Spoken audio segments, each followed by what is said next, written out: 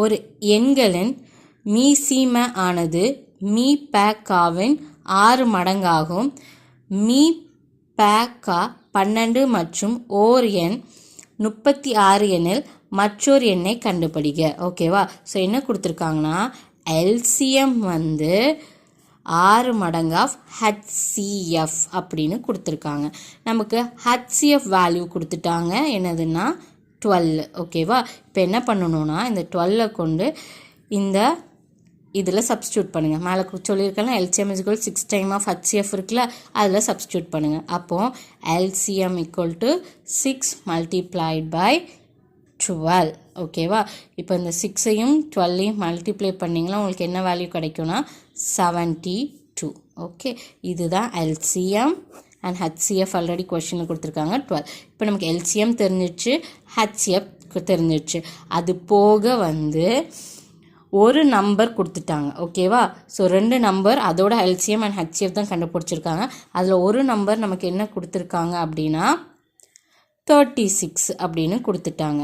இன்னொரு நம்பர் என்ன அப்படின்னு கேட்டிருக்காங்க. ஓகே, பேசிக்கலி நமக்கு தெரியும் ஃபார்முலா வந்து என்னதுன்னா LCM into HCF = product of 2 நம்பர்ஸ்ன்னு தெரியும். அதில் ஒரு நம்பர் கொடுத்துருக்காங்க, இன்னொரு நம்பர் தான் கண்டுபிடிக்க சொல்லியிருக்காங்க.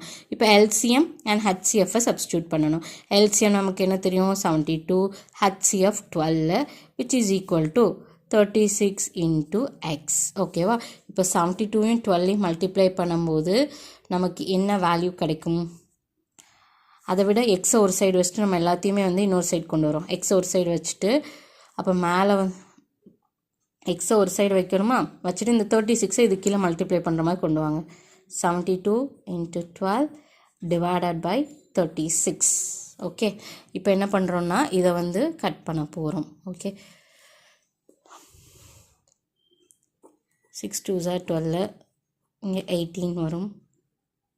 ஓகே, அதே மாதிரி தான் 3 2s are 6, 9 2s are 18, and then 1 3 is 3, 3 3s are 9, and 3 table வச்சு 72 கட் பண்ணும்போது நமக்கு என்ன கிடைக்கும்னா 24 கிடைக்கும்.